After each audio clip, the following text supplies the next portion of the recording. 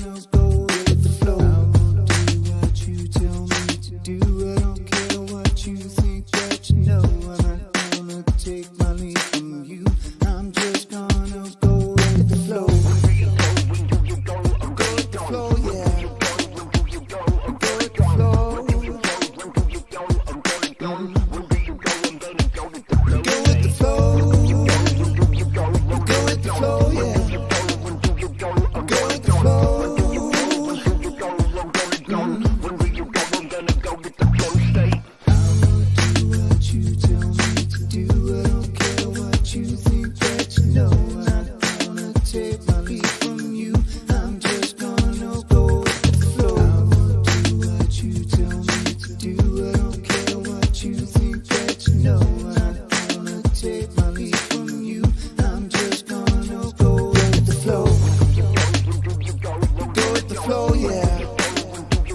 Go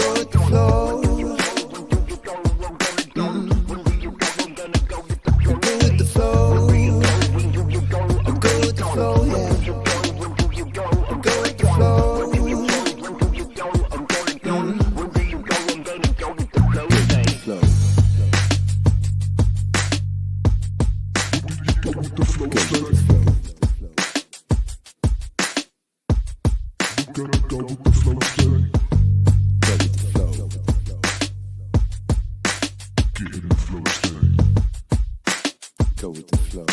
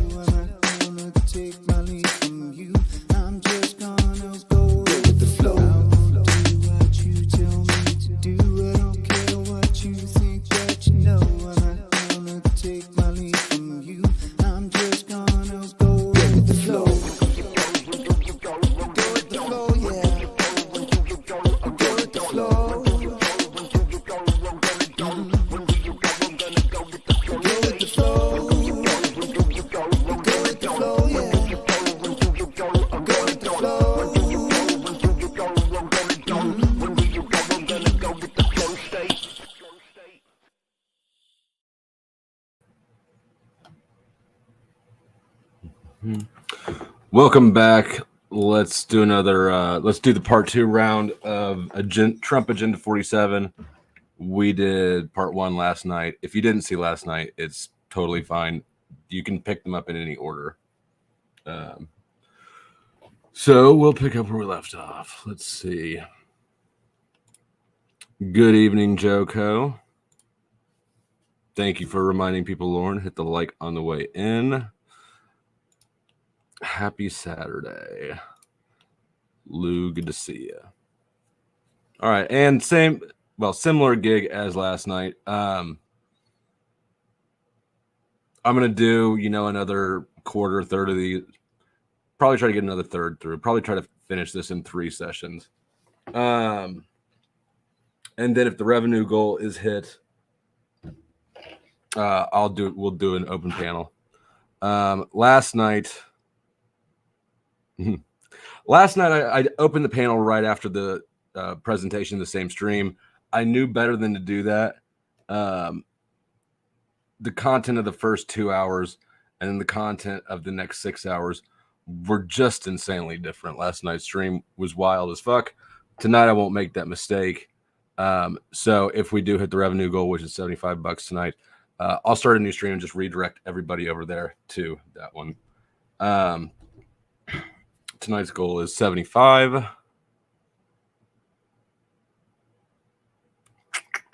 Where's my banner?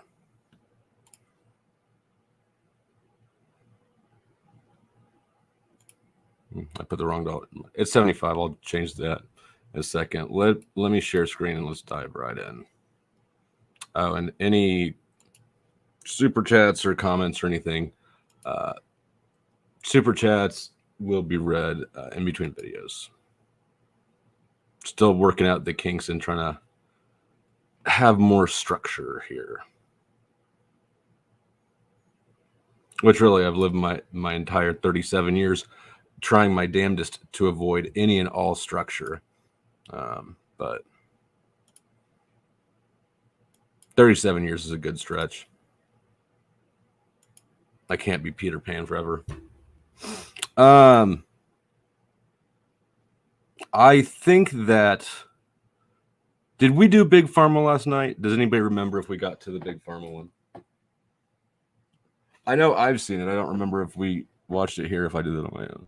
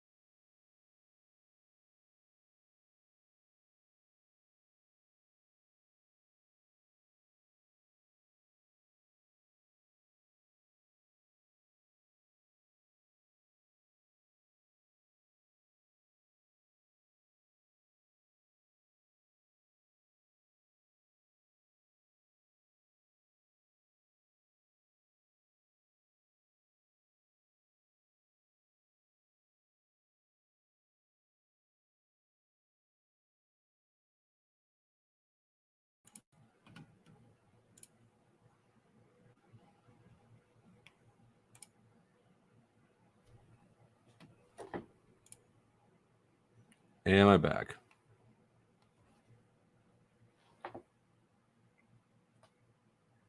It looks like it's stabilized. All right.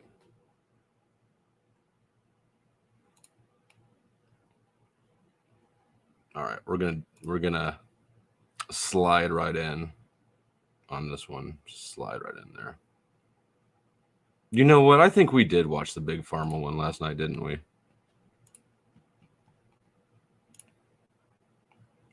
We're just gonna slide in a little lower. And again, if you are not familiar, Agenda 47 is the official Trump platform, and there's some surprises. I'll just put it that way. There's some surprises. He uploaded a little short 4 or 5 minute video for each. Well, for 46 of the 47 points, and so we're going to go through them all. And starting off with cementing fair and reciprocal trade with the Trump Reciprocal Trade Act.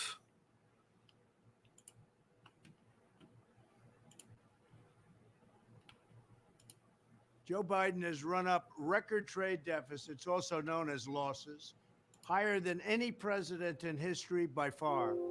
These gaping wounds are costing our country countless jobs and trillions of dollars in wealth. One of my top economic priorities will be to stem this bleeding and put American workers on a level playing field. It's about time. And I must say, I did it 3 years ago, and they were doing great. But that's been blown out the window by the Biden administration. But to that end, I will pass landmark legislation that will be known as the Trump Reciprocal Trade Act. If India, China, or any other country hits us with a 100 or 200% tariff on American-made goods, we will hit them with the same exact tariff. In other words, 100% is 100%. If they charge us, seems we fair. charge them. An eye for an eye, a tariff for a tariff, same exact amount. One thing is going to happen. I'm good with Probably that. They drop the tariff, but if they don't, that's okay. We'll take in plenty of money. Under the Trump Reciprocal Trade Act, other countries will have two choices. They will get rid of their tariffs on us, or they will pay us hundreds of billions of dollars, and the United States will make an absolute fortune. There will be no more unilateral economic surrender like we've done for many, many decades. This will especially help our great farmers in Iowa and other agricultural states, and it'll help our manufacturers all across the nation. We will be knocking down barriers to American farm products, American dairy products, steel, just about everything you can think of. From all around the world, they take advantage of us, but no more. We must have fairness and reciprocity. That's the word, reciprocity. They do it to us, we do it to them. This will be a key part of our strategy to return jobs and wealth to the United States and launch an economic boom that will lift up our middle class and eliminate our dependence on. All right, so this is sort of a anticlimactic, I guess. An eye for an eye on tariffs. I've got no issue there. Let's see, Agenda 47. The next one is using impoundment to cut waste, stop inflation, and crush the deep state.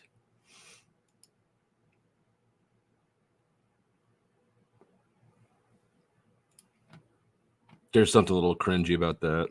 Crush the deep state, like he's Darth Vader. Crooked Joe Biden, our disgraced president, has wasted trillions of taxpayer dollars in less than 3 years, causing uncontrolled inflation that is crushing working families. Reining in Biden's wasteful and unnecessary spending is vital to stopping inflation and rescuing our economy from ruin. But the pain of the spending cuts must be borne by the special interests in Washington bureaucrats, not by American families and American seniors in particular. For 200 years under our system of government, it was undisputed that the president had the constitutional power to stop unnecessary spending through what is known as impoundment. Very simply, this meant that if Congress provided more funding than was needed to run the government, the president could refuse to waste the extra funds and instead return the money to the general treasury and maybe even lower your taxes, although we did give you the biggest tax reduction in history and the biggest regulation reduction in history, two things I'm very proud of. And they still are there, although they're disappearing rapidly under Biden. So I'm not sure, just my knee-jerk reaction is I'm not familiar with this policy at all. And I apologize if the clips are, the volume's low, they're up as high as I can get them. I've never heard of this sort of a thing where they return, excess funds to the general fund. My knee-jerk reaction is that it's more slush fund money, right? That can be just spent willy-nilly or lost. My instinct is that it's a bad idea, but I haven't really given it any thought. Thomas Jefferson famously used this power, as did many other presidents, until it was wrongfully curtailed by the Impoundment Control Act of 1974. Not a very good act. This disaster of a law is clearly unconstitutional, a blatant violation of the separation of powers. When I return to the White House, I will do everything I can to challenge the Impoundment Control Act in court and, if necessary, get Congress to overturn it. We will overturn it. I will then use the president's long-recognized impoundment power to squeeze the bloated federal bureaucracy for massive savings. This will be in the form of tax reductions for you. This will help quickly to stop inflation and slash the deficit. To prepare for this eventuality, on day I got to back that up. overturn it. I will then use the president's long-recognized impoundment power to squeeze the bloated federal bureaucracy for massive savings. This will be in the form of tax reductions for you. This will help quickly to stop inflation and slash the deficit. To prepare for this eventuality. I mean, that'd be great if that were the case, but I'm just going to call complete bullshit on that. On day They're not one, going. I will order. I don't think any government ever in the history of governments has ever been like, oh, we don't need to use all this tax money. Let's give it back to the people. Every federal agency to begin identifying large chunks of their budgets. And before anyone says that's what income tax returns are, incorrect. Income tax returns are the return of the principal that you have lent to the government at zero interest throughout the year. That can be saved through efficiencies and waste reduction using impoundment. Of course, this will not include national defense. And unlike Ron DeSanctimonious, who doesn't really know what's happening, I will not lay a finger on Medicare or Social Security. He wants to destroy Social Security and basically obliterate Medicare. These are benefits for our seniors. We are not going to touch it. There are many other things we can do. We're not going to let Ron DeSantis do anything to hurt Medicare or Social Security. On the contrary, some of the funds we save through impoundment from other parts of the government can be used to strengthen Medicare and Social Security for years to come. Reasserting the president's historic impoundment authority will also restore critical negotiating leverage with Congress to keep spending under control. Very simple. We're going to keep spending under control. We had it done, and then COVID came in, and we had to do some things to help save our country. We did. Well, we had reasons for fucking things up. Lots of money. We were energy independent. We were going to be energy dominant. It's not that we wanted to wreck the economy, but we had to. More than any other nation, and we were going to reduce taxes and pay off debt. This is the only way we will ever return a balanced budget. Impoundment. Everyone's always got a reason for something. Bringing back impoundment will give us a crucial tool with which to obliterate the deep state, drain the swamp, and starve the warmongers, these people that want wars all over the place, killing. They love killing. And the globalists out of our government. This is the guy who wants to execute people for drugs, trafficking, use the Navy in the Western Hemisphere against drug trafficking. And yeah, if you missed yesterday's, he's proposed all sorts of absurdities to just ratchet up the war on drugs.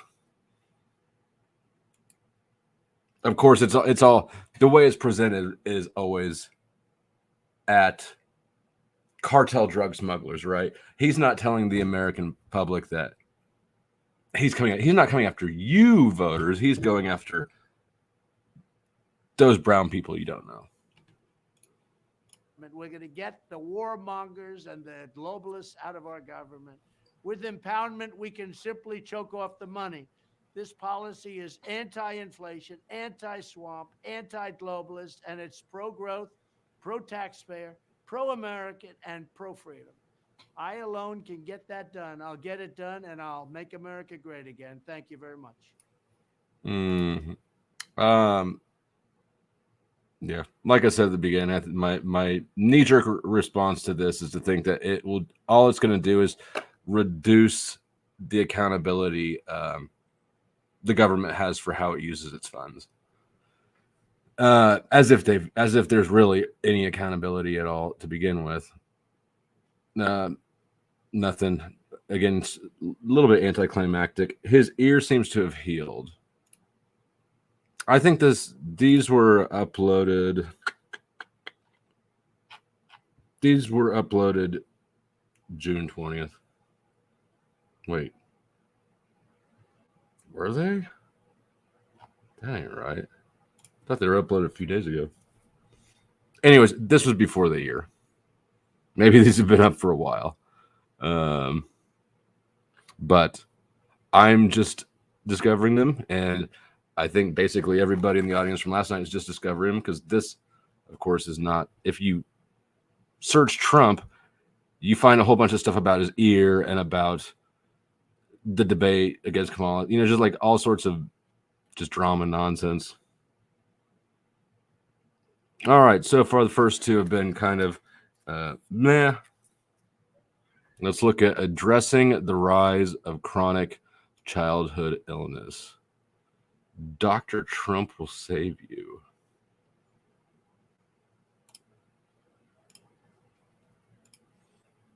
Oh, hold on, let me look and see if I missed any comments first.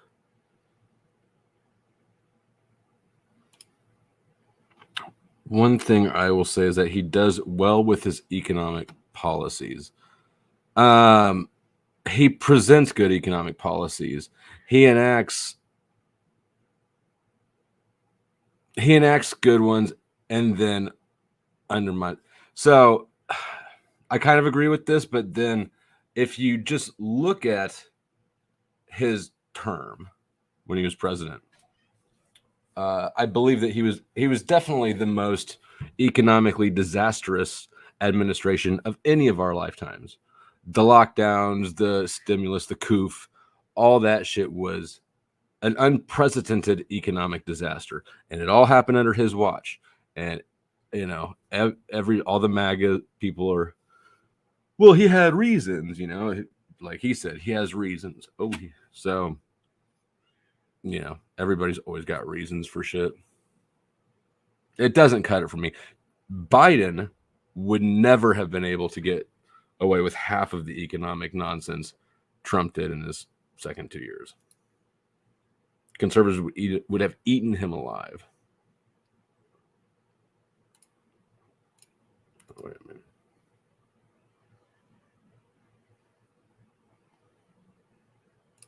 Excellent words.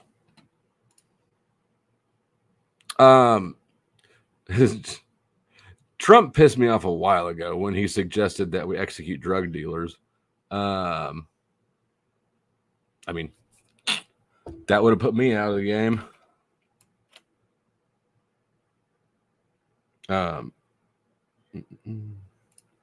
Most of what we've heard before. He defended the Secret Service agents. Wants to give a 1-year jail term for burning the flag. See, that's just so stupid.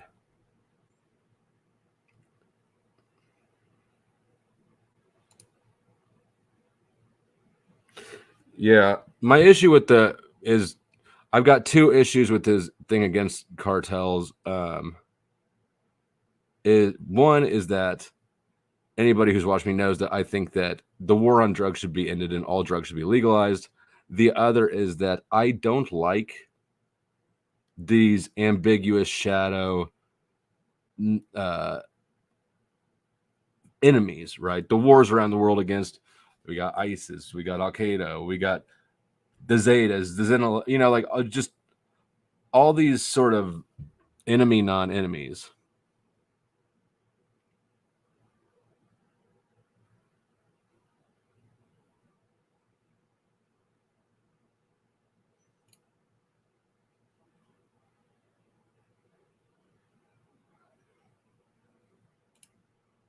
Yeah, they're all in on it for sure.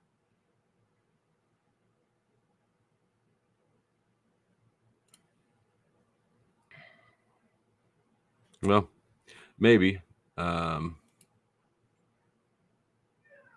it was, and people are quick to defend him. Well, he had to do this. He had to do this. I don't believe he had to do much of what he did. He approved some atrocious bills. The stimulus bill was a nightmare. The funding for hospitals was a nightmare. I don't remember which year it was.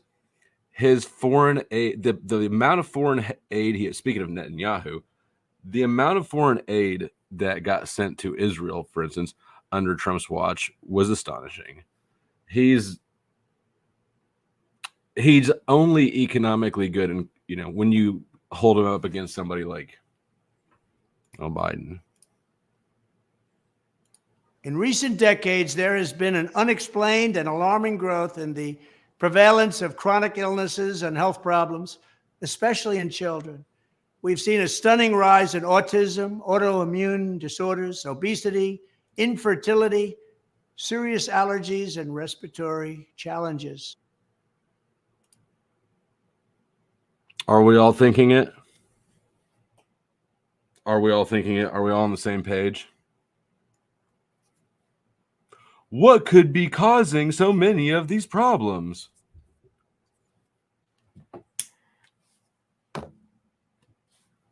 All right. It's time to ask, what is going on? Is it the food that they eat, the environment that we live in, the overprescription of certain medications? Is it the toxins and chemicals that are present in our homes? Every year we spend hundreds of billions of dollars to treat these chronic problems rather than looking at what is causing them in the first place. Too often, our public health establishment is too close to big pharma. They make a lot of money, big pharma, big corporations, and other special interests, and does not want to ask the tough questions about what is happening to our children's health. If big pharma defrauds American patients and taxpayers or puts profits above people, they must be investigated and held accountable. When I'm back in the White House, I will establish above people. They must be investigated and does not want to ask the tough questions about what is happening to our children's health. If big pharma defrauds American patients and taxpayers or puts profits above people, they must be investigated and held accountable. Okay, I want to pick apart that sentence a little more than maybe is. No, I think it's totally necessary. We're going to pick that apart a little bit more. Happening to our children's health. If big pharma defrauds American patients and Defraud. If they defraud, which is a crime. Fraud is a crime. taxpayers or puts profits above people, Putting profits above people is not. they must be investigated and held accountable. So this sentence, I'm going to kind of geek out on because I depending on how you interpret that weird ass sentence, I either strongly agree with it or strongly disagree with it. But as we saw last night, a lot of his proposals are just straight up communist. So hearing when he says they want to investigate and prosecute companies for defrauding and putting profits above people, I don't think that he doesn't get the benefit of the doubt with me that, oh, well, he really meant this one thing. Like we saw last night, he wants to sue private colleges and use the money taken from private universities to establish the American Academy that offers free college to all Americans.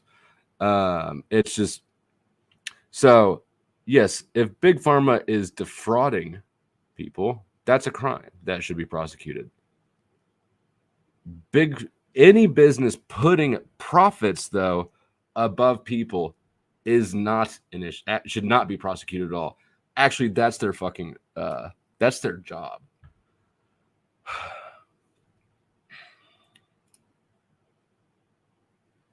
Hold on, I'm going to do this for a second. A company, a business is a tool. The tool has a job. The job is to provide financial return to the owners, their shareholders. That is how a company serves people. That is the way in which it prioritizes people. Companies aren't responsible for all aspects of your well-being. Big Pharma isn't. What's that even mean to put profits above people? This is a machine. It's a tool to provide profits to the shareholders. That's how it serves people. It's not looking into their spiritual life. It's not making sure that they're getting enough rest at night. It's not, it's selling it's a private company that's selling a service. This is a private transaction. And the whole putting profits above people shit, I don't know. Maybe I'm reading too much into it, but I'm probably not.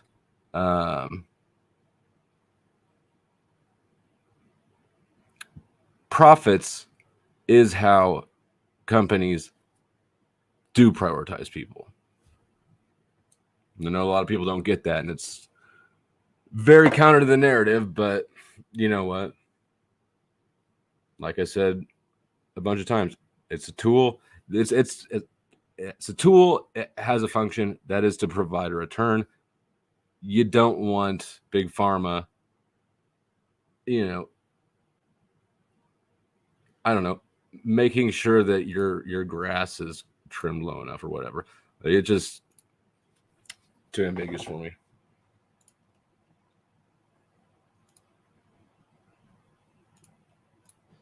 When I'm back in the White House, I will establish a special presidential commission of independent minds who are not bought and paid for by Big Pharma, and I will charge them with investigating what is causing the decades-long increase in chronic illnesses.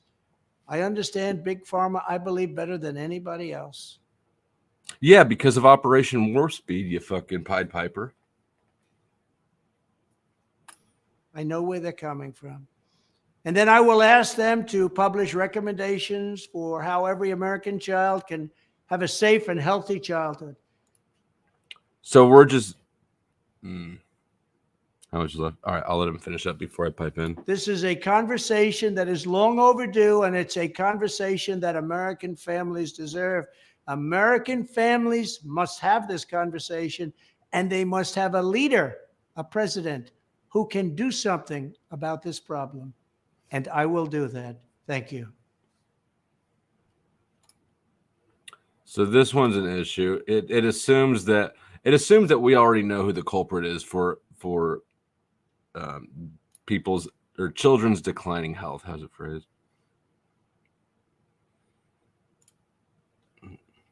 And chronic childhood illnesses. We don't know what the cause is. There's likely not a singular cause. Sure, Big Pharma certainly plays a role,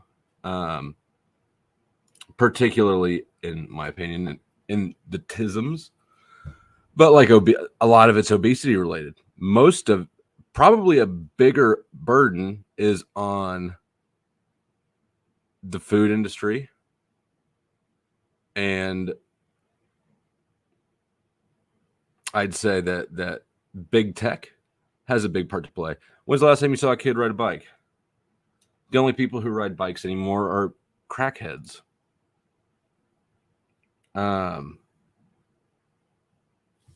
Also, well, that's, yeah, I don't like this at all. He also he wants recommendations from Big Pharma on how to solve this problem. So the people who he says created the problem, he's tasking with solving the problem. It's not very good management. You wouldn't run a business that way. Ending the scourge of drug addiction in America. This will be good.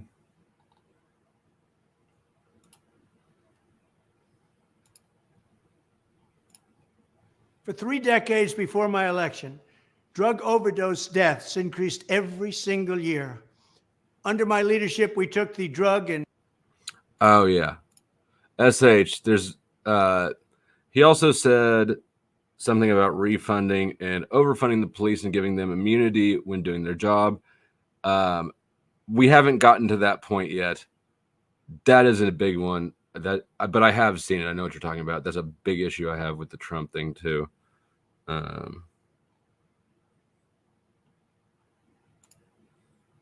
For sure, he's going to get him. For sure, he's going to get that wall up. Hillary Clinton will be in prison. He's going to do all the things.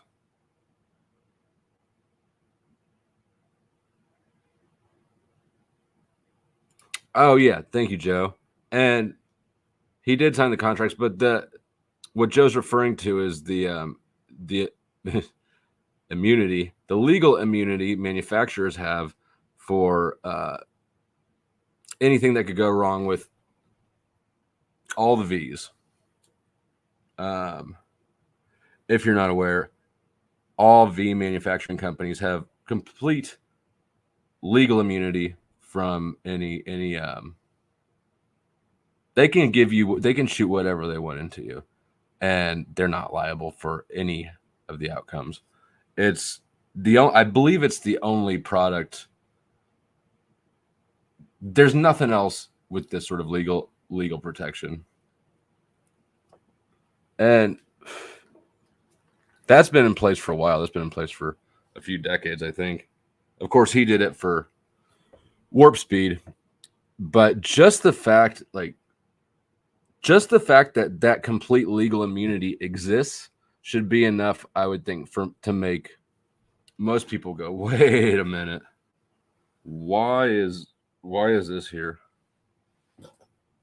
And of course, the official reason is because, well, we need the companies to make these things because we really need these things, and if they were at risk for being sued for it, the whole explanation doesn't make doesn't make any sense, because why is this the only product at all, not just in healthcare, but at all on the market that cannot that's not economically or financially feasible without the immunities, the legal protections? Why does this product have such a greater legal risk if it's such a good product? It's sort of an implicit admission of guilt in and of itself.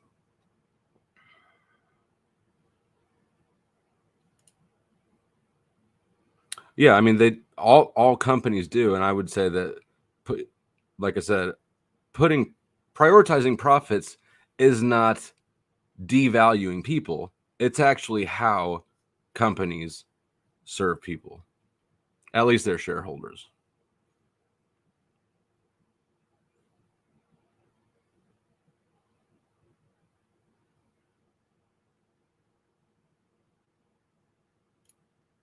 Sure, I don't disagree with this. A company is as it should be.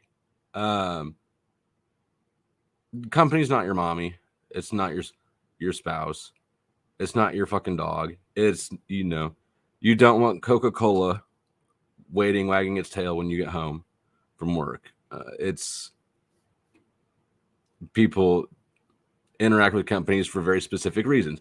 Many of you probably have retirement accounts with investments in Coca-Cola. You want that investment to grow. When you're a customer of Coke, you want something to drink. And if you work for Coke, you want the paycheck. But at no point do any of us interact with Coca-Cola out of love for it. It's, it's just, and I don't know why we would expect Coca-Cola to love us.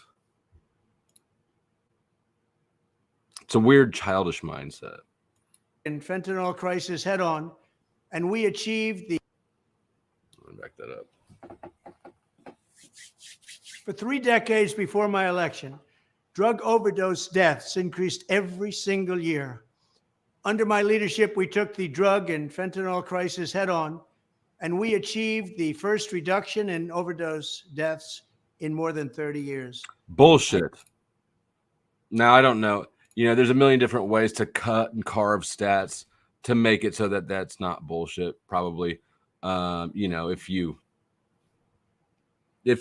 calculate it from this date to just this date, right? Like, there's ways to jiggle around the numbers, but the overdose deaths skyrocketed during lockdowns. That was during his administration. I also proudly signed the Support Act, the largest. But of course, we're going to ignore that because, well, things happened. It wasn't his fault. He has reasons. Investment ever in combating the opioid epidemic. Sadly, under Joe Biden, our hard-won progress has been surrendered along with the surrender of our southern border. It's such a shame. Now fentanyl and other ultra-deadly poisons are pouring into our country unchecked, stealing more than 100,000 American lives every single year. And many people think that real number is 300,000 to 400,000. Joe Biden's record is one of death, destruction, and misery in communities all across our nation. When I'm back in the White House, I will take action on day one to end this horrific plague and save American lives. Joe Biden will never solve the drug overdose crisis because he is actively destroying our border. The fentanyl crisis started under Trump, and I remember it because I was doing opiates then. And yeah, the fentanyl movement was created, maybe not by Trump, but definitely under Trump's watch. What he has done to our border, we had the safest border in the history of our country, and now we have the worst border probably anywhere. I may be wrong here, but I reject the claim or the strong implication that the fentanyl crisis is a border crisis. I don't think it's a border crisis. I think that it's It's a lot bigger. It's a lot bigger issue than the border. Of course, there's stuff coming over the border, but the border isn't the source of the problems. Where in the world, including third world countries. That's why I have previously announced I will impose a full naval embargo on the drug cartels and deploy military assets to inflict maximum damage on cartel operations. I will insist on the full cooperation of neighboring governments to dismantle the trafficking and smuggling networks in our region.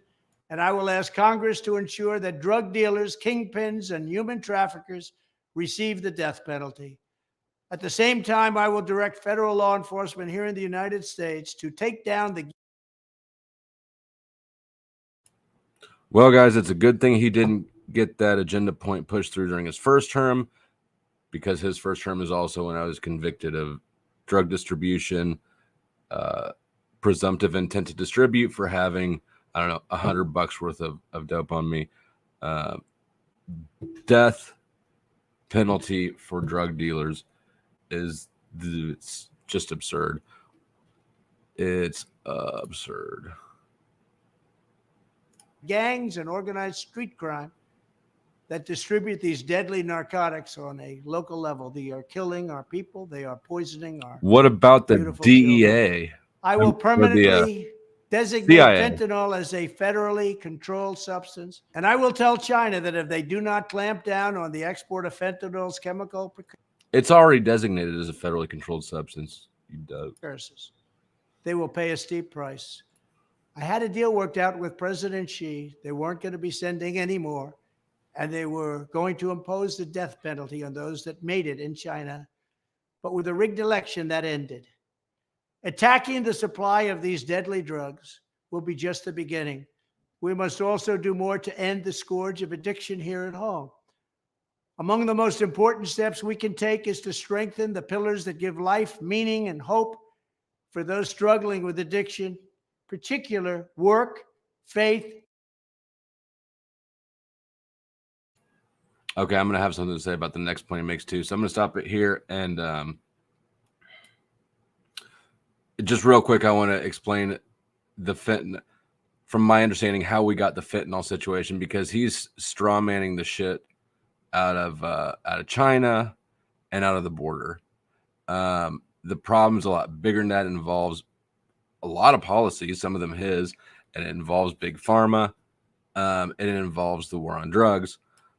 But when we had oxys being spread everywhere, that of course was put on the American people by the healthcare industry, which is overseen by the federal government regulators, right? So all this was done on government time, or under the government's watch. Then you had this man decide that we have too many people addicted to opiates. We need to restrict their use. And that was done in, as you would do, it was managed as you would manage inventory in a warehouse, not as you should manage patients. And so the DEA basically implemented straight number reductions. This is the volume reduction of painkillers that we want to see, with no concern really for how that was implemented. It created a lot of issues for people who had legitimate need for them, and then all of a sudden couldn't get a fraction of the painkillers they needed. But it also did dry up the supply that addicts and illicit users had come to depend on. So what happens when you run out of your Oxycontin? You move to heroin, which is what we saw, a big uptick in heroin use. At about the same time that heroin was picking back up, fentanyl started entering the market, mostly in, it wasn't as prolific as it is now. Mostly it was patches, and people would cut up the pouches and all that shit, or the patches. But then when Trump left office and Biden withdrew all the troops from Afghanistan, the Taliban then took back over, and we had been protecting poppy production in the Middle East. The Taliban ended all of it immediately, and that then crunched the heroin supply. And then you really had the fentanyl boom. So these are all global macroeconomic movements in the supply and demand of opium. This is basically opium wars in my mind. So it's not a border caused issue. It's not China's fault. It's an entirely predictable outcome from how our own government and institutions has managed opiates within our country. All right, now let's carry on. I'll get off my soapbox on that one. Hope for those struggling with addictive drugs will be just the beginning. We must also do more to end the scourge of addiction here at home. Among the most important steps we can take is to strengthen the pillars that give life, meaning, and hope for those struggling with addiction, particular work, faith, and family. We need work, faith, and family. My administration will support measures to make it easier for those suffering from addiction to seek treatment without losing their jobs. We will forge new public-private partnerships for companies willing to provide job opportunities and skills training for former addicts. We will expand federal support for faith-based counseling, treatment, and recovery programs, recognizing that we are going to need God's help to steer our country out of this crisis.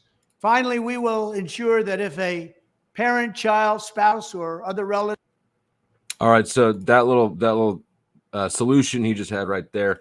If you didn't see it, I'm going to drop a link right now in the chat to a video I uploaded a few weeks back where I talked to Lord Raptor Jesus. And it basically pop that tab, open another window, save it for later, go back and watch it if you haven't seen it. It was fascinating. I had no idea that there were institutions like this. He got sentenced to a 2-year rehab facility. It was 2 years, basically slave labor. For 2 years, you're a slave to this company. The story is amazing. Yeah, watch that later. It's not a good solution. It's an exploitative one. It's an absolutely exploitative solution, but I have a feeling these are exactly the type of institutions that he's talking about when he says we need faith-based, treatment options that will keep people in jobs, because this is a faith-based system that kept people in jobs. Crazy story. Needs to take time to care for a loved one fighting to overcome addiction. They are more easily able to take advantage of the family leave program, so important. When I'm president, we will not rest until we have ended the drug addiction crisis in America. We will win. It will happen. We have to win, though, in 2024, because our country is going to hell. In the 45 years we've had the war on drugs, substance abuse rates have gone up and only up, as have incarceration rates, the amount spent on law enforcement. Like, the war on drugs, by any objective metric, look at his face in that pause, has been a complete and utter disaster. It has accomplished nothing. Trump's approach is to double down on failed approach. It will not work. But of course, I don't believe it's designed to work.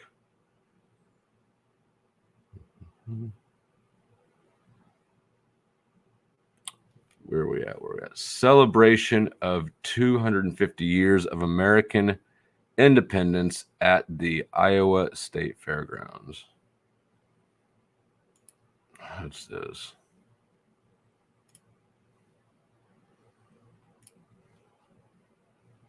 Three years from now, the United States will celebrate the biggest and most important milestone in our country's history. 250 years of American independence. What a great country. We have to keep it that way. But that's why, as a nation, we should be preparing for a most spectacular birthday party. We want to make it the best of all time. Here is my plan to give America's founding in 1776 the incredible anniversary it truly deserves.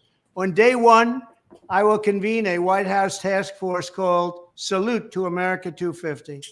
It will be responsible for coordinating with state and local governments to ensure not just one day of celebration, but an entire year of festivities across the nation, starting on Memorial Day 2025 and continuing through July 4th, 2026. Is he really having one of his agenda, his platform points be planning a fucking party? Second, I will work with all 50 governors, Republican and Democrat alike, to create the Great American State Fair, a unique one-year exhibition featuring pavilions from all 50 states. It'll be something.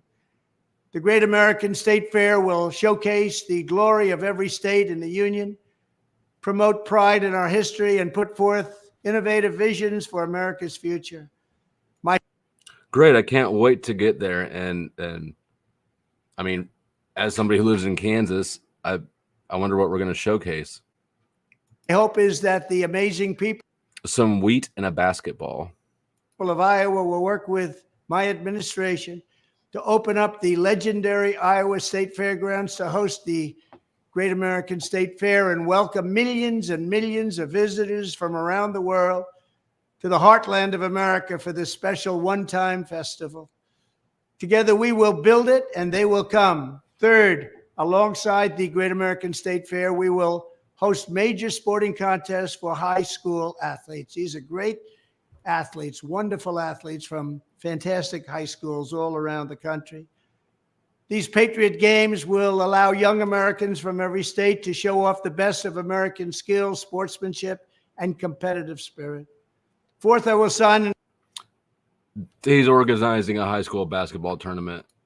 Type a 1 in the chat if anybody who is not the parent of a high school student has seen a single high school sporting event this year at all, on TV, in person.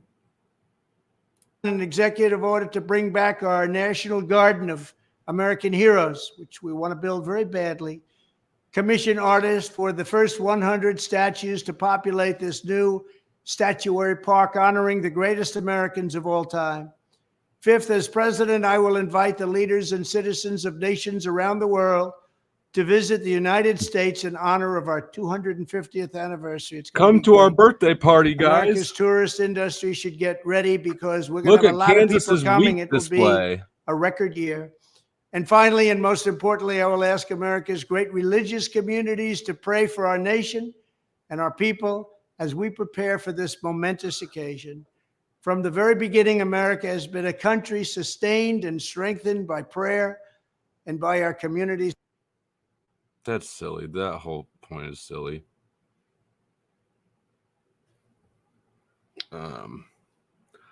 Let's see. Day one, executive order ending citizenship for children of illegals and outlawing birth tourism.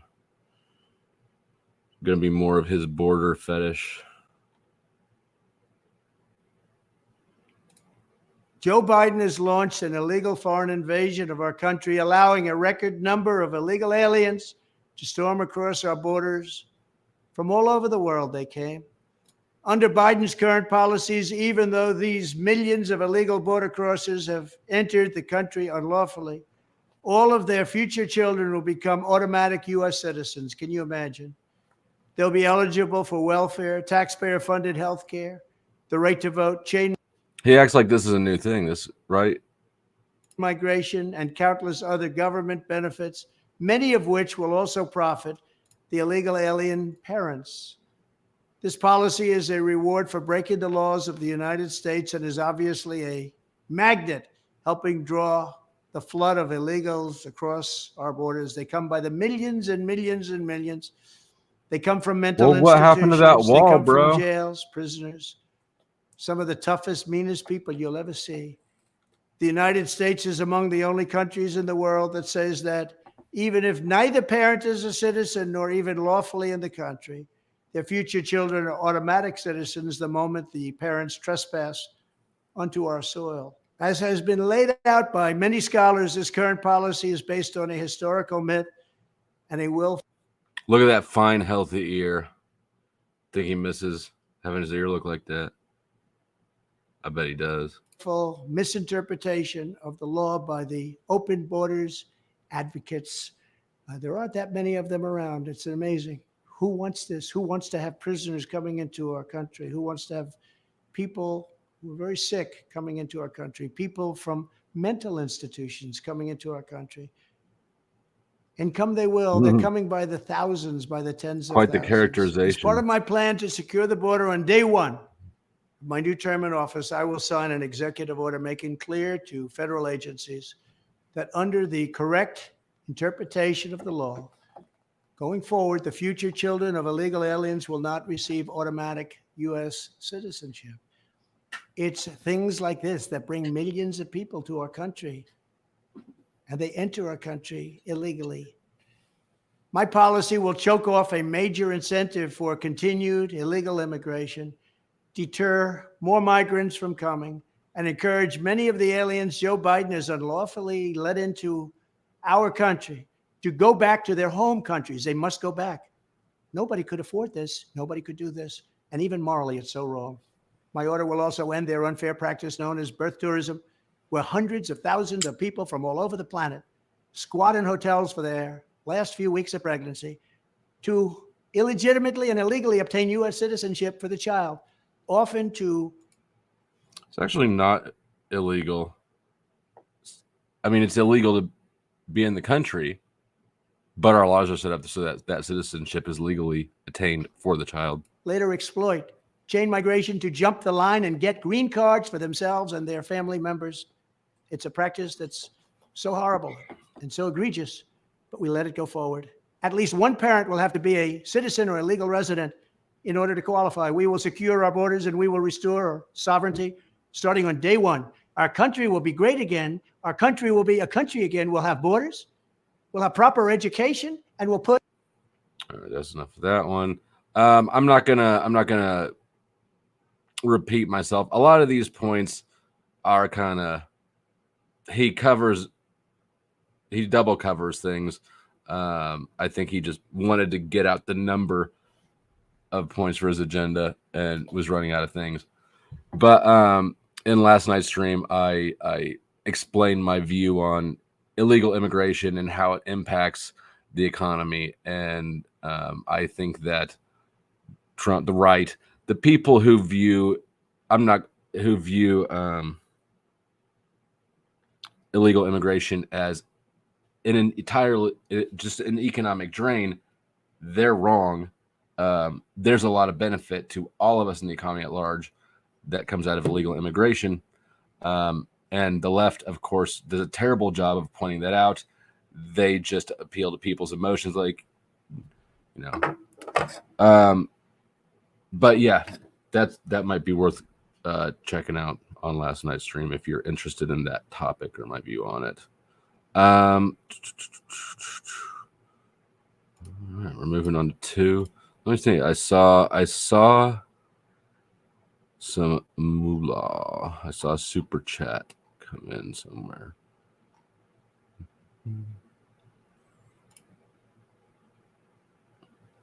Why is my thing not auto highlighting super chats?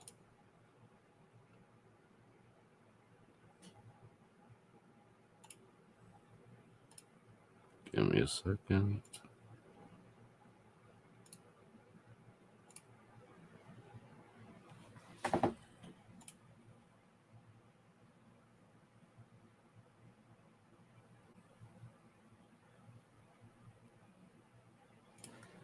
Oh yeah, if you haven't hit the like, please hit the like. If you're not subscribed, what are you doing?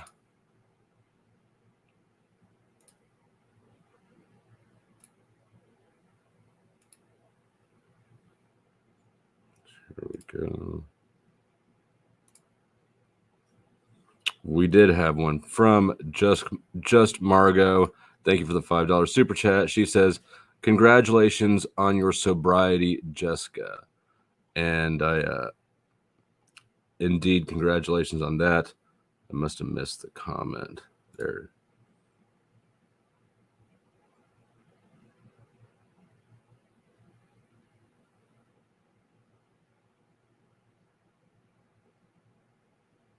Looking for Jessica's comment.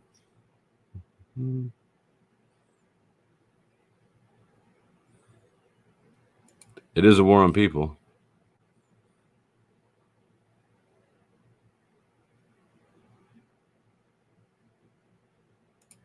Oh, I just told her story. So you must be talking about the opiate to heroin to fentanyl little narrative I just explained. Yeah, for sure. I mean, I absolutely, I absolutely know what I'm talking about in this. I watched it happening firsthand.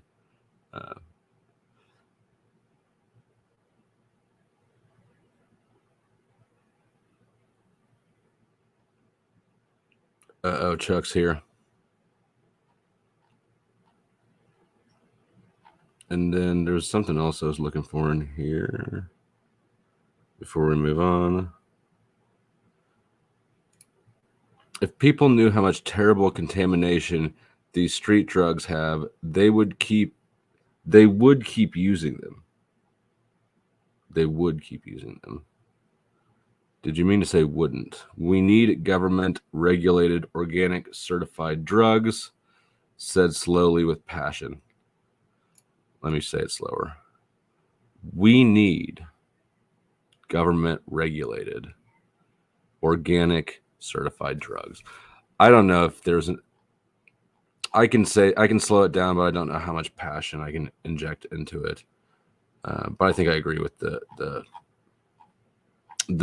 principle. What we need is to end the war on drugs entirely. Yeah, Chuck, you're here just in time.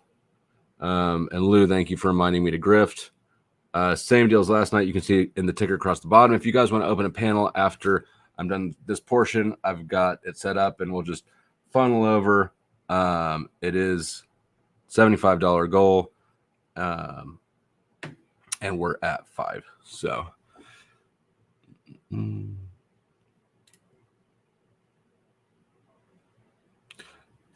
yeah. This is not inaccurate.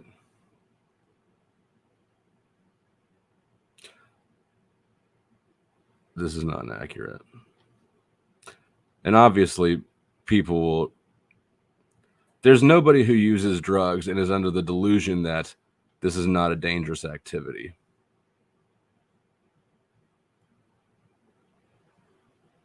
All right. Let's see where we're at.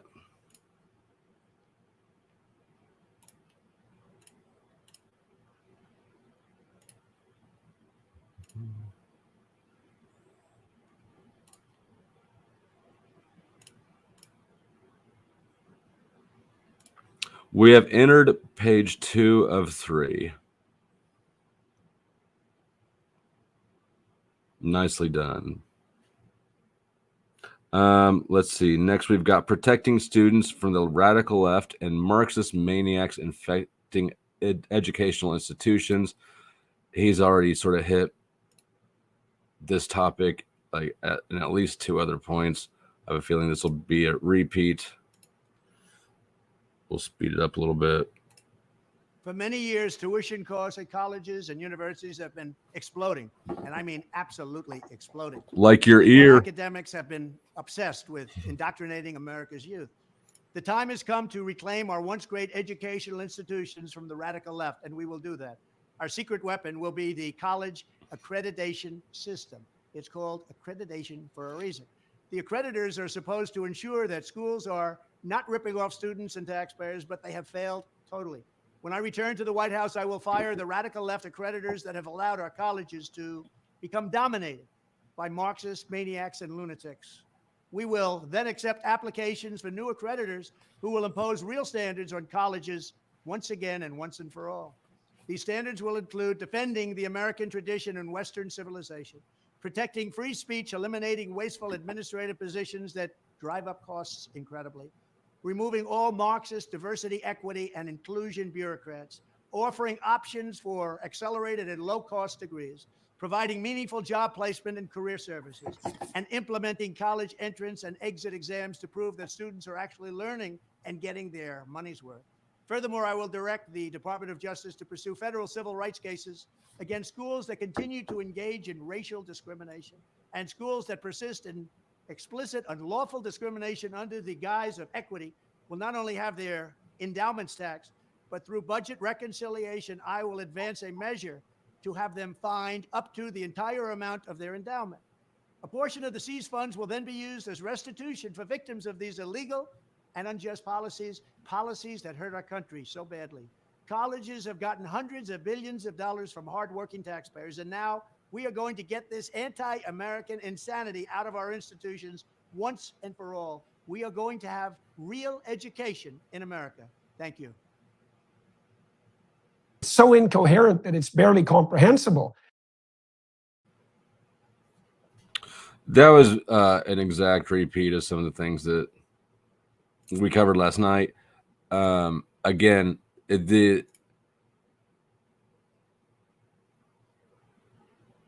what happened? Did I jump back too far?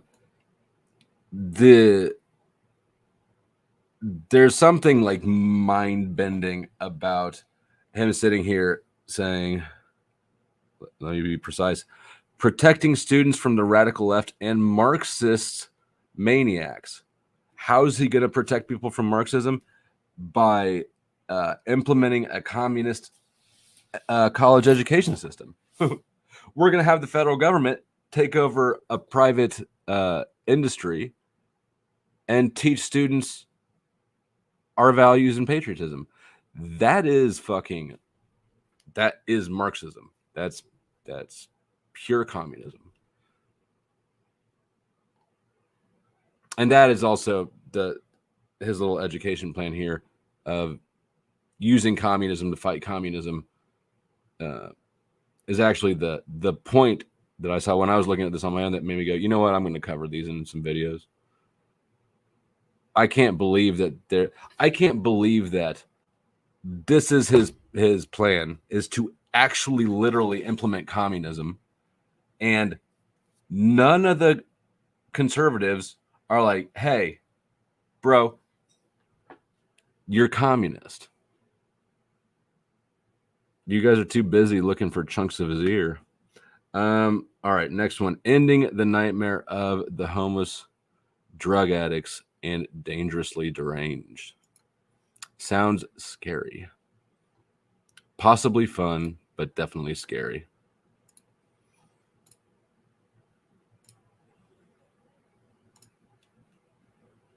Our once great cities have become unlivable, unsanitary nightmares, surrendered to the homeless, the drug addicted, and the violent and dangerously deranged. We're making many suffer for the whims of a deeply unwell few, and they are unwell indeed. The homeless have no right to turn every park and sidewalk into a place for them to squat and do drugs. Americans should not have to step over piles of needles and waste as they walk down a street, a beautiful city, or at least once beautiful city, because they've changed so much over the last 10 years. Our first consideration should be the rights and safety of the hardworking, law-abiding citizens who make our society function. When I'm back in the White House, we will use every tool, lever, and authority to get the homeless off our streets. We want to take care of them, but they have to be off our streets. There is nothing compassionate about letting these individuals live in filth and squalor rather than getting them the help that they need. We need professionals to help them. For a small fraction of what we spend upon Ukraine, we could take care of every homeless veteran. These individuals live in filth and squalor rather than getting them the help that they need. We need professionals to get the homeless off our streets. We want to take care of them, but they have to be off our streets. There is nothing compassionate about letting these individuals live in filth and squalor rather than getting them the help that they need. We need professionals to help them. There actually is a lot of compassion in letting people choose how to live their life. And if they choose to live in a tent under the bridge, I think they have that right to. What's not compassionate is going, you know what? You're not living how I think you should live. So why don't we put you in a mental institution and force feed you a bunch of destructive drugs that you don't want, and then you can get a job.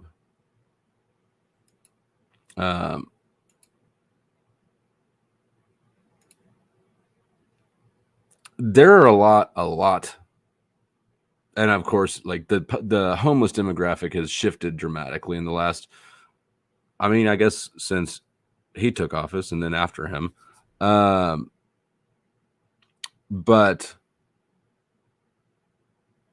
people who have never interacted with homeless people would be stunned to realize how many homeless people live that lifestyle voluntarily.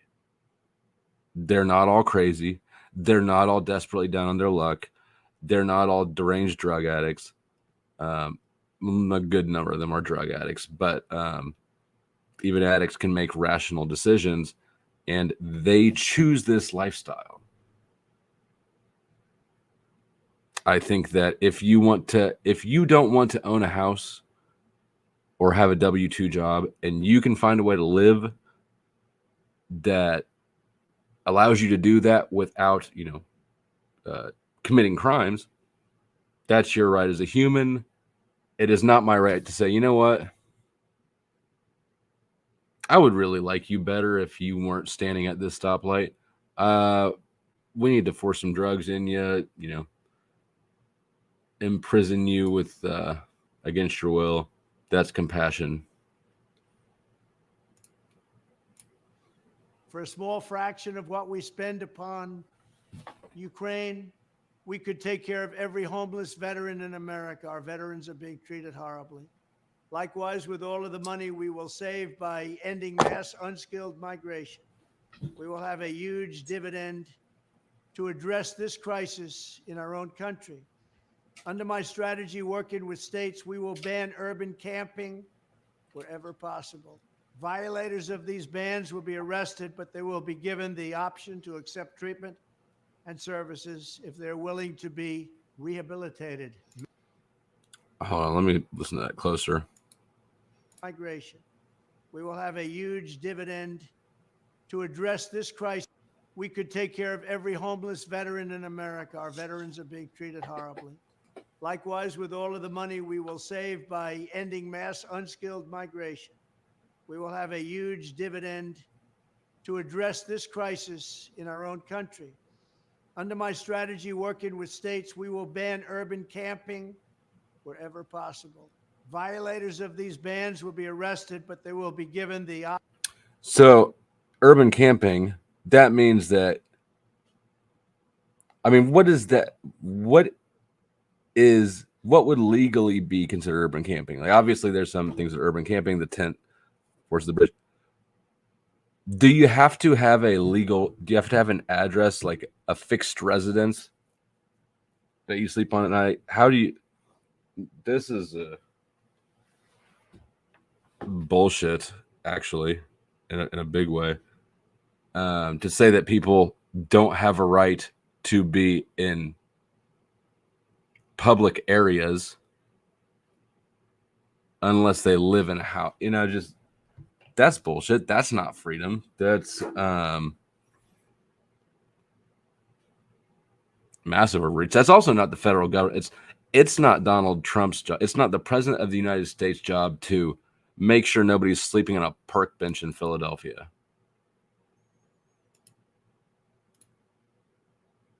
Option to accept treatment and services if they're willing to be rehabilitated. Many people will give you the option to have violators of these bans will be. So you can't be in the city unless you have a house, basically. arrested, but they will be given the option to accept treatment and services. Be arrested, but they states we will ban urban camping wherever possible. Violators of these bans will be arrested, but they will be arrested. Okay. be given the option to accept treatment. Again, use of city. This is the federal government is not authorized to have oversight over what parts of a city people can stay at. And services if they're willing to be rehabilitated. Many of them don't want that. What if they're not willing to receive the services, whatever those are? Then what would the penalty be for We'll give them the option. not having a We'll house? then open up large parcels of inexpensive land, bring in doctors, psychiatrists, social workers, and drug rehab specialists, and create 10 cities where the homeless can be relocated and their problems identified. But we'll inexpensive land, bring in them, don't want that. But we'll give them the option. We will then open up large parcels of inexpensive land, bring in doctors, psychiatrists, social workers, and drug rehab specialists, and create 10 cities where the homeless can be relocated and their problems identified. But we'll open up our cities again. So that sounds like a concentration camp to me. What he's describing is a concentration camp. Make them livable and make them beautiful. For those who are just temporarily down on their luck, we will work to help them quickly reintegrate into a normal life. For those who have addictions, substance abuse, and common mental health problems, we will get them into treatment. And for those who are severely mentally ill and deeply disturbed, we will bring them back to mental institutions where they belong, with the goal of reintegrating them back into society once they are well enough to manage. It's a tough task, a very tough task. What's taken place on the streets, what's taken place with their taking so much drugs. But the fact is, we're going to try. This strategy will be far better and also far less expensive than spending vast sums of taxpayer money to house the homeless in luxury hotels without addressing their underlying issues. And they have so many of these underlying issues and needs. This is how. Why don't we just stop funding their hotel stays and let them figure out how to manage for themselves? You can absolutely make enough money panhandling to support yourself. Some of those motherfuckers make more money than I do, easy, if you get the right corner. How I will end the scourge of homelessness and make our cities clean and safe and beautiful once again. We will do it. We will bring back America. Thank you. So that was stunningly dystopian. I hadn't heard that one before. I don't know. Am I missing something here? Is that like he did just propose concentration camps for people who are homeless? You will be arrested. You will be sent to a concentration camp where Big Pharma will help you be how we want you to be. Or I guess, I don't know, is there a prison sentence? What's the or? If you don't want treatment, what is the alternative then? Now you're under arrest. Are you criminal? Is this a proposal to make it illegal to be poor?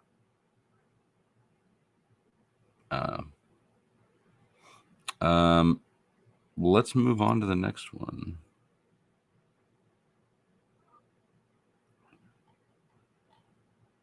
Let's see how many. I want to see how many are on page 3 really quick. I feel like there's a lot of points in this platform that deserve a lot more discussion than they've gotten. Like how he just proposed concentration camps for homeless people. I think that's a pretty significant thing he's suggesting there.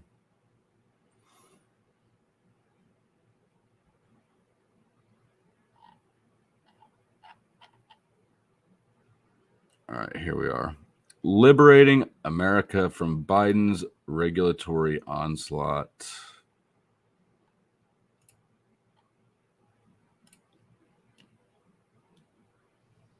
Cutting wasteful and job-killing regulations was a key part of my America First economic agenda that built the greatest economy in the history of the world. As I work to quickly save America from Joe Biden's economic disaster, and that's what it is, one of the great economic disasters of all It's time. yours too. This is I will not a restore solo my effort. famously successful executive order requiring that for every one new regulation, 2 old regulations must be eliminated, and I will ask Congress to make it permanent. We will again implement a regulatory budget, putting a hard cap on the cost of regulations to the U.S. economy. Instead of growing the size and scope of the federal government, every single year we've been doing that, we will shrink it every year with aggressive cost reduction targets for each federal department. In addition, we will require that all agencies' regulatory guidance must be posted publicly. How are you going to shrink the federal government when you're starting free college for everybody, setting up all these concentration camps, and have to plan the biggest birthday party of the century, 2.5 centuries? How are we going to shrink the federal government when we're expanding the war on drugs into, well, the high C? This is in a central database, madness. or else be rendered null and void. And many of them will, in fact, be null and void. This will effectively repeal a mountain of stealth regulations and threats that rogue bureaucrats have imposed without proper oversight. And I will sign a law to ban bureaucrats from taking any enforcement action based on informal guidance alone. For example, never again will bureaucrats be allowed to bully and pressure banks to choke off their financially deplatformed, politically disfavored industries. We're not going to let that happen. Next, I will bring the independent regulatory agencies such as the FCC and the FTC back under presidential authority as the Constitution demands. These agencies do not get to become a fourth branch of government, issuing rules and edicts all by themselves, and that's what they've been doing. I will require that they submit any regulations they're considering for White House review. In addition, we will create an ultra-streamlined federal regulatory framework specifically for freedom cities, allowing them to be true frontiers for the return of U.S. manufacturing. Freedom cities, man, that's a tree. We have not covered that one yet. Wait till you hear about the freedom cities. Yeah, that's another thing. That's going to really put another expansion onto that federal budget you're shrinking, apparently. Invention of new industries, the rebirth of economic opportunity, and safe and affordable living. Finally, I will require every federal employee to pass a new civil service test demonstrating an understanding of our constitutional limited government. This will include command of due process rights, equal protection, free speech, religious liberty, federalism, the Fourth Amendment protections against unreasonable search and seizure. I know all about that at Mar-a-Lago, don't I? And all other constitutional limits on federal power. We will put unelected bureaucrats back in their place, liberate the U.S. economy, and attract millions of jobs and trillions of dollars to our shores. Thank you very much. I want to listen to this last little part again about limited government, with right on the heels of hearing about the homeless concentration camps. Demonstrating an understanding of our constitutional limited government. This will include command of due process rights, equal protection, free speech, religious liberty, federalism, the Fourth Amendment protections against unreasonable search and seizure. I know all about that at Mar-a-Lago, don't I? As I work to quickly save America from Joe economic disaster, and that's what it is. I want to run through this one again. Disasters of all time. I will restore my famously successful executive order requiring that for every one new regulation, 2 old regulations must be eliminated, and I will ask Congress to make it permanent. I don't disagree with the spirit of reducing regulation. Regulation is nightmarishly cumbersome. It's a huge economic burden, and stifles small business and lower class as well. A lot of people greatly underestimate the barrier to entry that regulatory burden causes for entrepreneurs, small business, things like that. So I definitely agree with the spirit of that proposal so far. He could 2 for 1 could be a little bit more nuanced, but We will again implement a regulatory budget, putting a hard cap on the cost of regulations to the U.S. economy. Instead of growing the size and scope of the federal government, that claim was too broad. There are so many different regulatory institutions that oversee so many different aspects of everything that, yeah, that claim was like saying, we're going to make more water. Where? How? And if he's talking about economic oversights like the Federal Open Markets Committee or bank regulation, that's actually not handled by the federal government. It's handled by the 12 Federal Reserve banks. Those are private institutions. He actually doesn't have authority at all to address that oversight. every single year we've been doing that. We will shrink it every year with aggressive cost reduction targets for each federal department. In addition, we will require that all agencies' regulatory guidance must be posted publicly in a central database or else be rendered null and void. And many of them will in fact be null and void. This will effectively repeal a mountain of stealth regulations and threats that rogue bureaucrats have imposed without proper oversight. And that is a Sign problem. law to ban bureaucrats from taking any enforcement action based on informal guidance alone. For example, never again will bureaucrats be allowed to bully and pressure banks to choke off their financially deplatformed. Okay, now what he's talking about there, that's exactly what I was just saying. The president does not, he cannot, he can indirectly influence.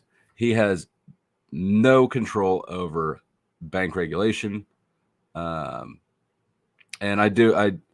obviously the bureaucratic 3-letter agency regulatory body, the way that these organizations create new laws basically of their own authority and reinterpret existing laws is a disaster. The ATF is a famous example of that. Their interpretations of laws, especially under Biden, has been atrocious.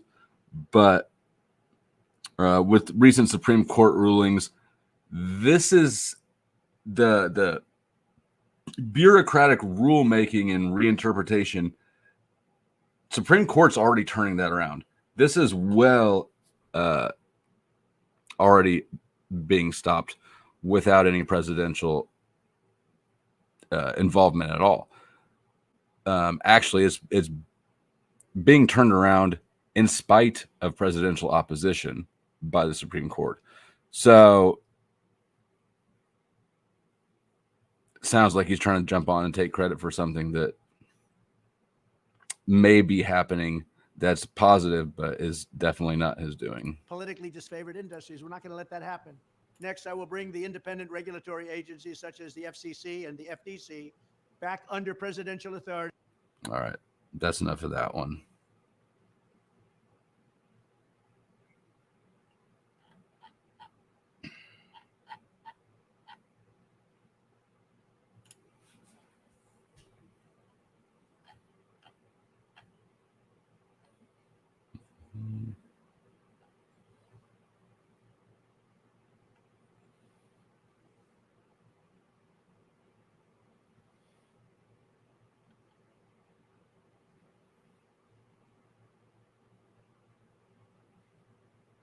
All right, next one is firing the radical Marxist prosecutors Destroying America. All right. It's rich hearing him point the finger at Marxists.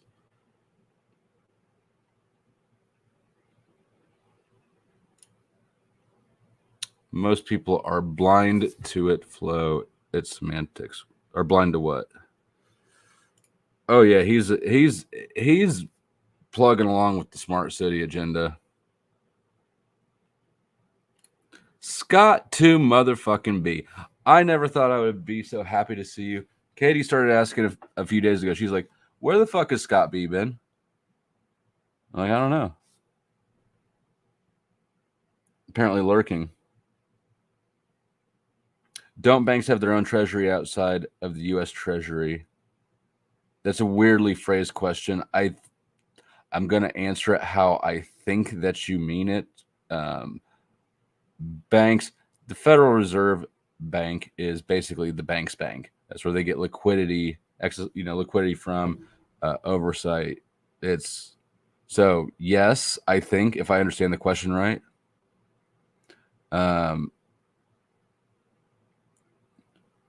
the banks, private banks don't use the Treasury. The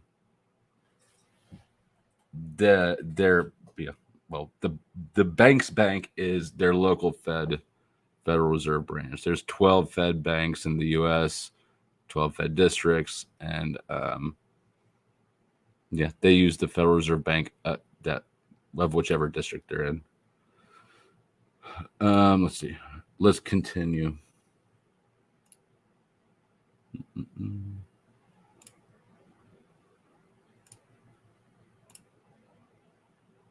There is no more dire threat to the American way of life than the corruption and weaponization of our justice system. And it's happening. Agree. Like by making it illegal to be homeless and opening new concentration camps. All around us. If we cannot. Oh, and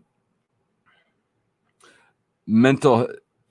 Somebody remind me. I don't want to do it right here in the middle of this. I want to keep on track. But before this ends, if somebody would remind me to talk about mental health care in the criminal justice system, that's sort of a soapbox topic for me. I do think it's worth addressing, though, given a lot of his policies or proposals here. Not restore the fair and impartial rule of law, we will not be a free country. As president, it will be my personal mission to restore the scales of justice in America. We want fairness and equality under the law. And to that end, I will appoint U.S. attorneys who will be the polar opposite of the Soros district attorneys and others that are being appointed throughout the United States. Very unfair to our population, very unfair to our country.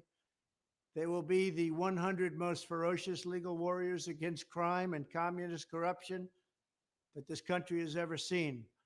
As we completely overhaul the Federal Department of Justice and FBI, we will also launch sweeping civil rights investigations into Marxist local district attorneys. And that's what we have. They're Marxists in many cases. By refusing to charge countless crimes, these Soros prosecutors appear to be engaging in selective enforcement based on illegal racial discrimination. In Chicago, San Francisco, Los Angeles, and every other city where these maniacs have taken over, the DA's offices should face federal subpoenas of their staff, their emails, and their records to determine whether they have blatantly violated federal civil rights law. As part of this effort, there should be a federal inquiry into the Soros prosecutor in Austin, Texas, who charged a veteran with murder for defending himself against a threat by a heavily armed member of a radical left mob. I will also order the Department of Justice to establish a task force on protecting the right to self-defense, which is under siege nationwide. In addition, we will have a complete investigation into the use of police state tactics by federal authorities to arrest conservatives and Christians. We will find out who ordered it, and we will hold them totally accountable. There is much more that we must do. We have to confront this radicalized law in schools. You take a look at what they've done to our schools, our beautiful schools. We have to reform the far left bar associations and stop the purge of conservative lawyers from major law firms. I will do whatever it takes to save our legal system, among the greatest achievements of Western civilization, from the Marxist barbarians who seek to destroy it. And we will do that. We will save it. Thank you very much.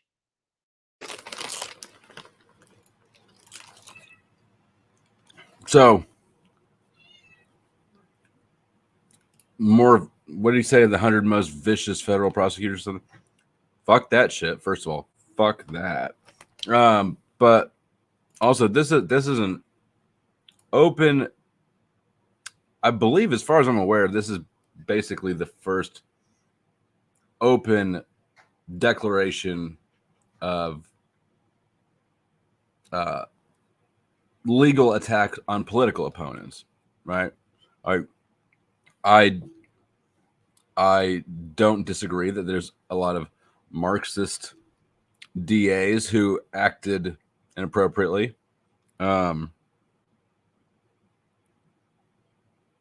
But that's also an interpretation of the situation, right? You don't have DAs going, I'm not charging them because I am Leninist. And it's an inference, never an open claim. So to have the presidential shoo-in sit here and go, I'm going to weaponize the federal criminal justice system against people whose actions I believe to be of the wrong political motivation.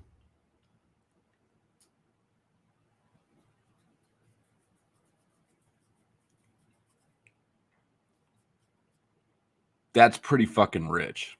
I mean, that's really overt and on the nose. I'm trying to think if there was anything as just direct during the January 6th stuff. I don't think there was. I think that they turned tried to make a nothing burger into a disastrous crime, but still the narrative was these are criminals, not these are people with the wrong political belief. Although, of course, that's implied, but it just wasn't explicitly stated. I don't recall. Shit's wild, man. And sorry, I don't know why some of these, at least on my end, some of these clips are way quieter than the others. Should we do a few more? Let's do a few more, and then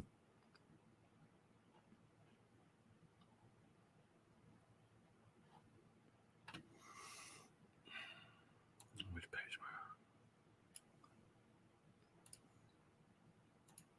am I on? And then let's see where we're at.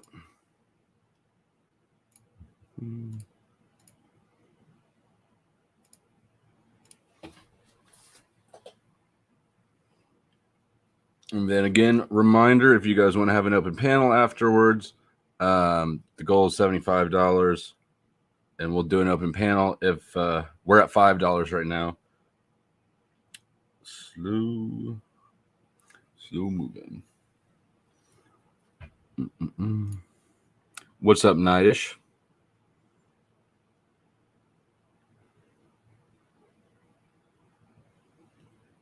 Yeah, this shit kind of fries my brain because it's astonishing how atrocious some of these proposals are, how overt some of these proposals are, and how even though this is literally his official platform sitting right on his official campaign page, nobody talks about it.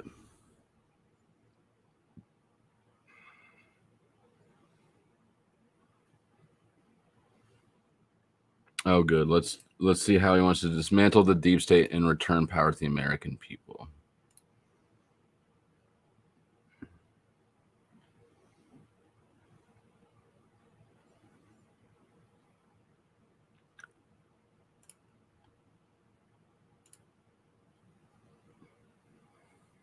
Here's my plan to dismantle the deep state and reclaim our democracy from Washington corruption once and for all. And corruption it is. First, I will immediately reissue my 2020 executive order restoring the president's authority to remove rogue bureaucrats, and I will wield that power very aggressively. Second, we will I'll give myself more power and I'll use it bad. clean out all of the corrupt actors in our national security and intelligence apparatus, and there are plenty of them. How will you know which ones are the corrupt ones? That's the thing about corruption is that it tries to act like it's not corruption. That's fantastic discernment Trump must have to know exactly who's corrupt and who needs to be weeded out with his massive new powers he's going to use so aggressively. The departments and agencies that have been weaponized will be completely overhauled so that faceless bureaucrats will never again be able to target and persecute conservatives, Christians, or the left's political enemies, which they're doing now at a level that nobody can believe even possible. He just upped the ante. He just called and raised on the last video clip we just watched. Third, we will totally reform FISA courts, which are so corrupt that the judges seemingly do not care when they are lied to in warrant applications. Pretty sure many judges have seen so many applications that we should just probably end those. they know were wrong, or at least they must have known. They do nothing about it. They're lied to.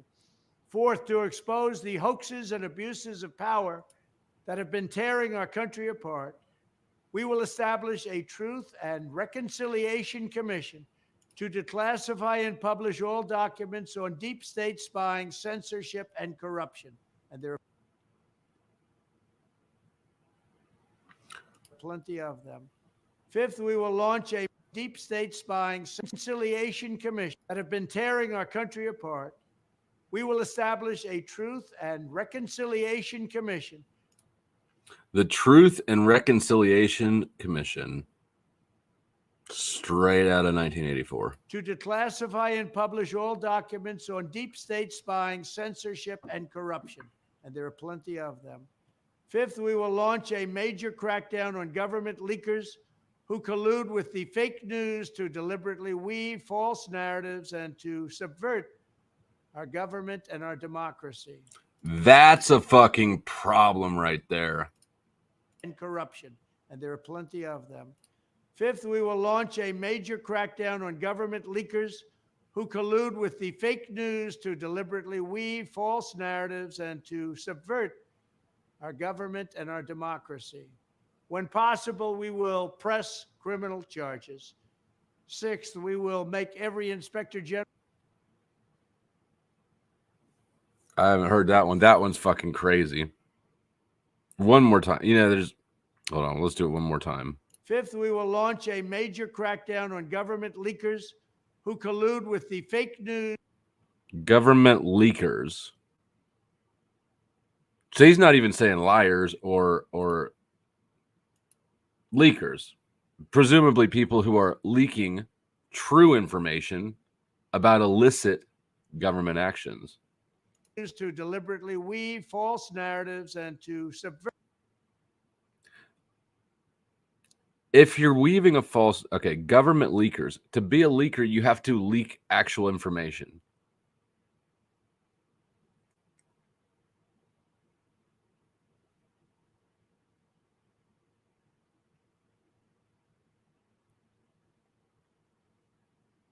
Yeah, the key part of that, of who he's going after, is not people who weave false narratives. He's not saying we're going to go after fake news. We're going to go after false narratives. He said we're going to go after leakers. So he's going after people exposing truth, but then also saying, well, but they're false narratives. Our government and our democracy. When possible, we will press criminal charges. Sixth, that's fucking wild. We will make every inspector general's office independent and physically separated from the departments they oversee so they do not become the protectors of the deep state. Seventh, I will I missed all of what 6. I was our government and our democracy. in my When head. possible, we will press criminal charges. Mhm. Sixth, we will make every inspector general's office independent and physically separated from the departments they oversee so they do not become the protectors of the deep state. Seventh, I will ask Congress to establish an independent auditing system to continually monitor our intelligence agencies to ensure they are not spying on our citizens or running disinformation campaigns against the American people, or that they are not spying on someone's campaign like they spied on my campaign. Eighth, we will continue the effort launched by the Trump administration to move parts of the sprawling federal bureaucracy to new locations outside the Washington swamp. Just as I moved the Bureau of Land Management to Colorado, as many as 100,000 government positions could be moved out, and I mean immediately, of Washington to places filled with patriots who love America, and they really do love America. So is the problem then, he's implying that the problem is the location. DC is the problem of the deep state. I don't, this seems like a and I'd be curious to know if what he would want to move out. Like, does the Bureau of Land Management now, is that on state land, or is it on, did they carve out a little chunk of Colorado that is not part of the state? Like DC is not part of a state. Ninth, I will work to ban federal bureaucrats from taking jobs at the companies they deal with and that they regulate. So they deal with these companies and they regulate these companies. This I'm fully on board with. And then they want to take jobs from these companies. Doesn't work that way. Such a public display cannot go on, and it's taking place all the time, like with Big Pharma. Finally, I will push. I actually entirely agree with that one. Regulatory capture is a massive source of problems all across our society. A constitutional amendment to impose term limits on members of Congress. This is how I will shatter the deep state all the time, like with Big Pharma. Finally, I will push a constitutional amendment to impose term limits on members of Congress. This is how I will shatter the. Did he say oppose or impose? And it's taking place all the time, like with Big Pharma. Finally, I will push a constitutional amendment to impose term limits on members of Congress. This is how I will shatter. I don't know if he said oppose or impose.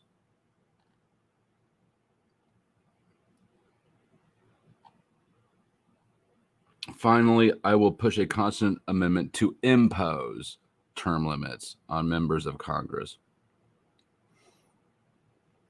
Which could be okay, but I mean, the deep state properly is career bureaucrats, not elected officials. And he says, this is how I will shatter the deep state and restore a government that is controlled by the people and for the people.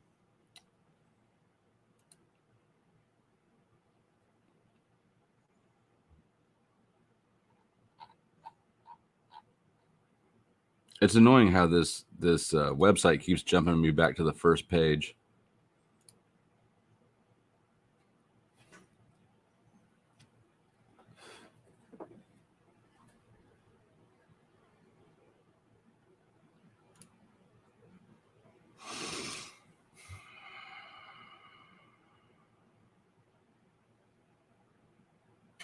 Scott, because I'm happy to see you again.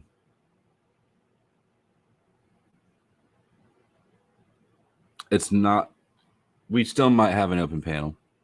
Let's see, let's do one or two more. And then if we don't reach the revenue goal, which we're far from, I will have, I'll let Scott come up and do a little econ talking until he drives me insane, and I start hating him. And am no longer happy that he has returned. But where was it?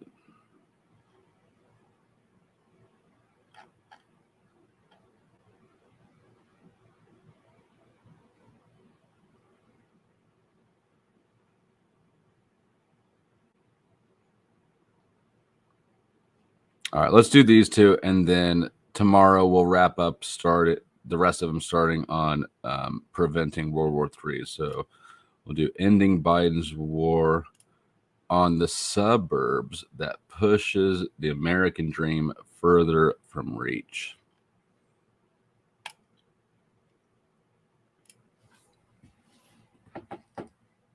Joe Biden recently announced that he will require every state, county, city, and town to submit so-called equity plans to impose the left's Marxist housing agenda on your communities. This is not what we need. The Biden power grab will put radical and racist left-wing bureaucrats in charge of micromanaging the housing where you live. And nobody can be happy about that. I talked about it during my last campaign, and people understood it very well. They will use the power of the federal government to abolish zoning for single-family homes, destroy your property values by building giant multi-family apartment complexes in the suburbs, and even next to your house. That is actually, I think it's going on everywhere. That's literally on the other side of our backyard is what they're doing. There was the house backed up to a nice kind of wood area. I'm like, I could hit a golf ball into the Kansas River from my house. And on that side was basically woods for a few blocks. They just dozed it down, putting in apartments right there. And force your community to pay for low-income housing developments right next door. The woke left is waging full-scale war on the suburbs, and their Marxist crusade is coming for your neighborhood, your tax dollars, your public safety, and your home. When I get back into the Oval Office, one of my first acts will be to repeal Joe Biden's radical left attack on the suburban lifestyle, just as I blew up Barack Obama's leftist housing monstrosity just a few years ago when I blew it up. The Biden war on the suburbs will be over, and it'll never happen again. That whole mess will never, ever happen again. We pray for our country. Thank you. So, yeah, the low-income housing and high-rise shit that's going in everywhere in suburb, like he described the problem entirely accurately. I don't know what his solution is going to be. Instead of low incoming housing in the suburbs, we're gonna just move the poorest to these concentration camps and put them on psych drugs. That'll save the suburbs.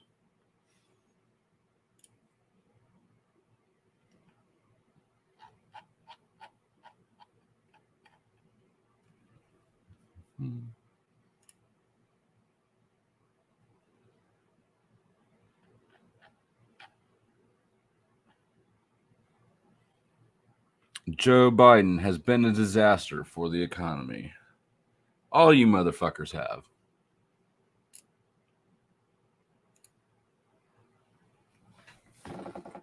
Joe Biden has been a disaster for the economy. Between his massive tax hikes, his anti-energy crusade, and his trillions of dollars in wasteful spending, Biden caused the highest inflation in almost half a century. As a No, he result, didn't. interest rates. That's just false. The inflation hit us during his term, but the lockdown, all that shit was started on Trump's watch. Whether or not you think that he's responsible for locking down the country and turning off the economy for a year and a half, it happened during Trump's presidency. That is what has really got the inflation rolling. Soared to crushing levels, and now we are seeing bank failures that nobody believed even possible just 2 years ago. Joe Biden is leading us toward a Great Depression. I've been saying it for a long time. There should be no bailouts, but we need to get this economy straightened out as fast as possible. We're headed down a very dangerous path. When I'm back in the White House, I will immediately unleash energy production, slash regulations like I did just 3 years ago, and repeal Biden's tax hikes to get inflation down as fast as possible, and it will go quickly, so that interest rates can get back under control. I built the greatest economy in the history of the world. In fact, I did it twice when you think about it, and now we will have to do it again. How the fuck did he do it twice? Thank you very much.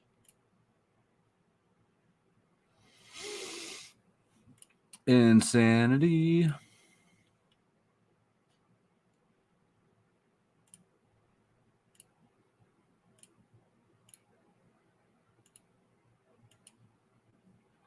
What do you think, guys? You still pumped about MAGA, making America great again? Scott, do you want to come up and fuck with me for a minute?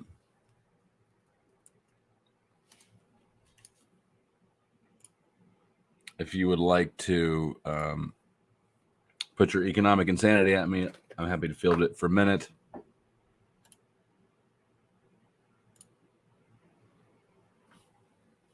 I can't believe how many people are out there wearing MAGA hats thinking that Trump is fighting, that he's fighting communism.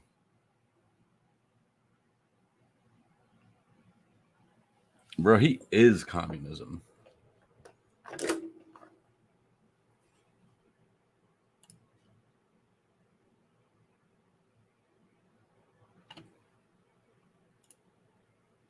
Who's MAGA? You're MAGA?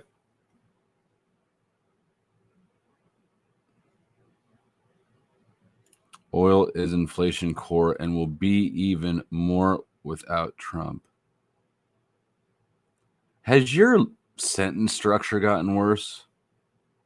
Salute, Jalen.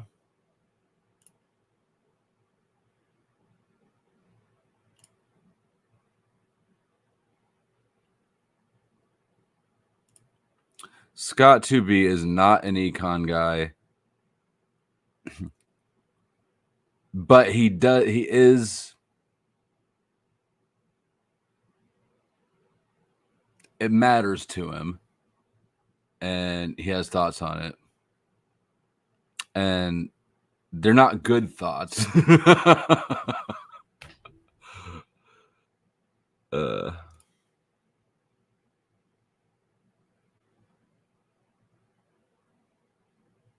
You can't have the Rangers. Rangers ain't nothing to fuck with. Yeah, I can't stand Rangers. You probably heard when I got raided for drug warrants, the game wardens were the first one to show up at the door because they're like super cops. They got more shit they can do. Welcome, Scott. Good to see you again. Good to see you, buddy. How you doing? How's the wife? Oh, she's good. Do you want to frustrate the fuck out of me before I shut down the stream? Sure, why not piss you off when I can? So what thoughts do you have? I saw that you were making comments. There's a world of thoughts I have, you know. Crazy mind, crazy times. Throw a few of them out. You've probably got, I don't know, a little. You got a little bit of time. Well, I'm gimpy because I broke my foot, and then after that, I freaking broke my little toe on the same foot. So, had dogs You weren't stepping really on much it. of a walker, anyways, were you? Yeah, right. Well, let me try this. But then, yeah, well, I do a fair amount of walking. I do plenty of moving around. I'm just talking shit. This hurts now, so I'll tell you that's, you know, without fail. I'm big clumsier more now because of this foot being off. So, ow, I just hit my toe just now. Well, hopefully they're keeping you pilled up. Oh, God. Yeah, that's one of the true advantages, I guess. Oh, my God. I just walked too close to a door just a second ago. No boy. So, speaking of the economy and the crazy stuff in this world, I mean, what do you think? I don't know. You're doing a Trump expose, the 2025. I think some of the plans are good. If you don't get rid of the swamp, I mean, Washington D.C. is a foreign state. It isn't a state. That's why they want statehood, because they don't have it. They don't have any. So it's kind of I think a good idea to take the, Bureau of Land Management, take some of the other things and move them out of there. I think it's silly. I think it's actually kind of belittling and insulting to the American public to act like, well, the reason corruption is because their desks are too close to each other. They sit too close together. No, it's not. Yep. It's because they've got common interests. You and I can communicate probably easier. It's easier for you and I to communicate across half the country than it would be for me to communicate face to face with my neighbor. Proximity is not why government corruption happens. Look at the money around Washington, D.C. It's so much money, power, and influence right there. I'm from New York. This is Chuck, thank you for the $5. He says executioner's wheel, JK. Look at the money and power and influence around Washington, D.C. It's all there. Well, what do you mean it's all there? DC is the seat of power because it's the federal government headquarters. Well, I mean, the money, it's there in the sense that that's where the people who could be paid off are. But the fact and that the seat of power would be arguably Wall Street, no? I mean, the corporate entities. that's arguable, right? That's a perspective thing. The seat of federal government power is DC. You could say it's Wall Street because everything's run by money, da da da. That's a different argument, but formally it's DC. Yeah, but the location isn't the cause of it. The problem is that there's so much resources and power at stake here. The power, people will pursue that power that's up for grabs, regardless of whether it's in Colorado or DC. Well, obviously people are going to be pursuing power. I don't disagree with you. The location isn't necessarily the problem, but when the location becomes a foreign territory and people are allowed to run by other rules, and then when you come into this foreign territory, said territory, as the January 6ers did, you find out that your protections under the Constitution don't exist there. It's a different world. They have their own rules. So they still have the federal protections. It's not yes and no, but that you don't have any of your state protections at all. Right. But if you're a January 6th defendant, you're not being prosecuted by a state. The problem is whether the federal government or the state government gets involved, you don't have any of the protections once you go there because they're really not either. The government, Washington, D.C., the United States, if you look at what I said earlier, it's 28 U.S.C. 3002 15A. It's a federal corporation, and the location is United States. The United States is Washington, D.C., but where? Is it a piece of paper in a drawer? I mean, because we know United States is, a fiction which conjured up between the minds of men. So this concept of, we the people, the United States is all, codified, if you will, but it's also parchment first. I don't actually have any idea what thought you're trying to communicate right now. Like, I didn't follow that last gargle of words at all. We're dealing with a fiction in DC, okay? But not only that, it is a fiction, but by their own account, if it's real in the reality, 15A. What do you mean by a fiction? Well, I mean, everything is the mind of man. I mean, that's not, law is natural, okay? Anything that is, you could just perceive and conceive of it through natural means, like do no harm. That's the basic law for all mankind. We all know that's that's the beginning of it. And then you start looking at the 10 Commandments and you're going with God's law, and he should just, take on Jesus and some of the proverbs and stuff like that after that. I mean, you look at the Constitution, I believe roughly 55 to 65% of it can be directly attributed to Deuteronomy out of the Bible. So Somebody told me one time I don't have to preach it all at the same time. I could cut it like Subway and give you a 6-inch in the morning and a 6-inch at night. That's not my style. I'm going to shove this entire foot long down your throat. Scott, your ability to say a lot of things and not stay on any central recognizable theme is astonishing. Lauren, thank you. Don't forget about the wet t-shirt contest later at Mel's. When does that start? Do you know? that sounds good. Oh yeah. It's a celebration of her 3,000. She just hit 3,000, I believe. I haven't met Mel yet, so I've haven't met seen her Mel? one. What's that? You haven't met her? No, I've seen one stream that I think you dumped a stream into hers or something. Mm-hmm. So I've seen her, or she came onto yours. I can't remember. I know who you're talking about. She's English, I dump into her. She comes onto me. It works both ways. Sometimes. It works both ways. There you go. Hey, kind of like that. She's in England, I think, if I remember. Yes, she is. Actually, and I might just. I wonder if she's. I forgot all about that, and I think I'm supposed to be competing in the wet t-shirt contest. There you go. No, I'm not a contestant. So if they think, what is it for men? Wet t-shirts for men? Oh, okay. She's live now. There you go. Well, all right, Scott. Are there any final points burning through your brain? I got a ton, but I'll save them for you. I mean, the simple final wrap up I'll give you is good talking to you. I'm glad you're doing well. I'm glad the wifey's doing well. Hope your daughter's fantastic. And, I will say this, with regards to Trump and him taking a bullet, I'm glad we didn't have to suffer worse. So, didn't suffer worse?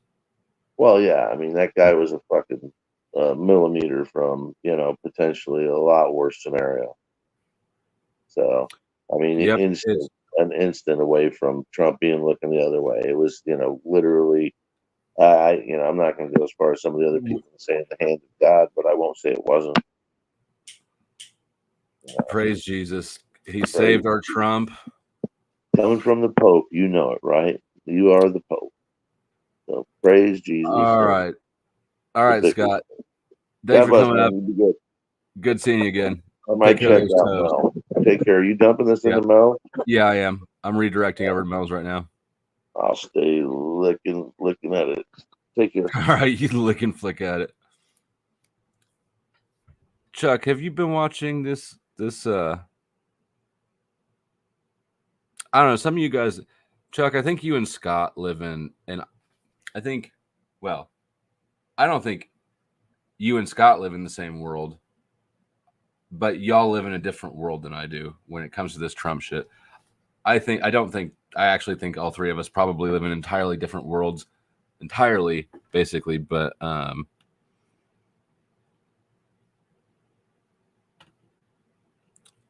right, we're going to Mel's. Thank you for watching. Hit the like button if you're not subscribed.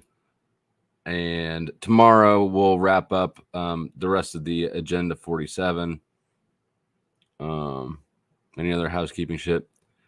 If you didn't see last night's stream, it's some of the issues that were covered here tonight are kind of repeats of last night, so I didn't go into as much detail here as I did on last night. So if you're interested in that, it's worth checking out. Like I said at the beginning of the stream, these you can take these in any order. You don't have to start at 1 and end at 46.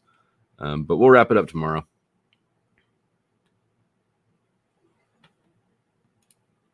Well, you were here the whole time.